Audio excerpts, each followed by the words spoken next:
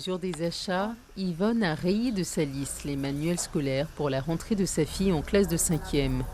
Elle touche habituellement une allocation de rentrée scolaire d'un montant de 380 €. En dehors des matériels qui vont dans l'école, on a les vêtements, les chaussures, tout ça. Je gaspille pas mal. Vous avez une idée en tête ? On va dire un peu plus des 500 €. À la veille du versement de l'allocation de rentrée scolaire, l'affluence est plutôt basse. Certains parents ont pris de l'avance sur ce versement.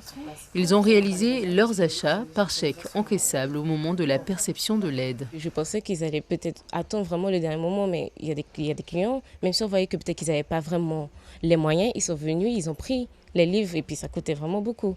Certains, ils ont pu déposer des chèques, d'autres, ils ont vraiment pris en fait des livres. Donc, ils n'ont pas attendu, par exemple, pour qu'il y ait l'aide. Dès demain, on doit s'attendre à beaucoup de clients. Donc, du coup, on sait qu'on pourrait gérer cela. Le montant de l'allocation de rentrée scolaire oscille entre 370 et 400 € en fonction du nombre d'enfants, de leur âge et des ressources de leurs parents. Pour l'association des parents d'élèves de l'enseignement public, cette aide est loin d'être suffisante.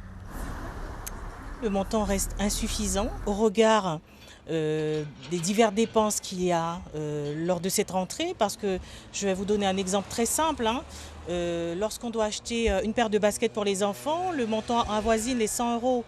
Et sans compter les frais de cantine scolaire, le transport scolaire et surtout, beaucoup d'établissements en début d'année réclament des ouvrages supplémentaires. Donc ça a un coût certain.